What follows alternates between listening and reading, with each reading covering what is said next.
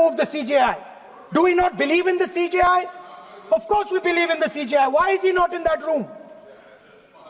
I sit in that room. It is so-called a democratic decision. On one side, Prime Minister Narendra Modi and Mr. Amit Shah. On the other side, the leader of the opposition. I have no voice in that room. What they decide is what happens. So the first question, why is the Prime Minister and Amit Shah so keen on choosing exactly who the election commissioner is going to be? 73 साल तक इस देश में चुनाव आयोग की नियुक्ति का कोई कानून नहीं था। नियुक्ति प्रधानमंत्री सीधी कर देते थे।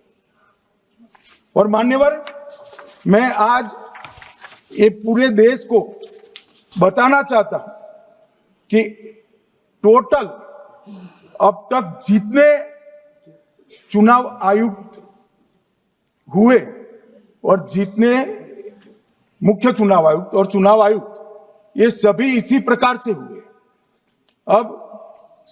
अब 2003 के कानून पर मैं बाद में आता हूं। 1950 से 1989 चुनाव आयोग एक सदस्यीय था। प्रावधान क्या था? कोई कानून नहीं था।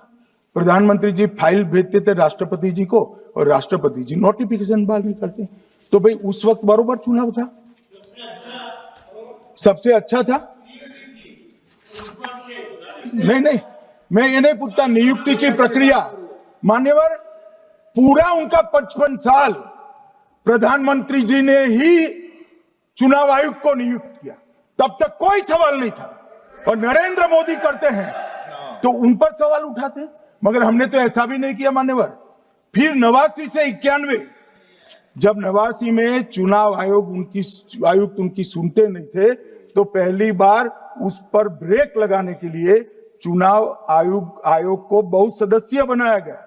ये बिहार के चुनाव के कारण ही हुआ, परंतु वो भी प्रधानमंत्री की फाइल से ही अपॉइंट होते हैं। और मान्यवर, 21 चुनाव आयुक्त, कमिश्नर और मुख्य चुनाव, और 21 और 29 इस प्रकार से हुए जिसमें कोई प्रधानमंत्री जी ही रखते थे।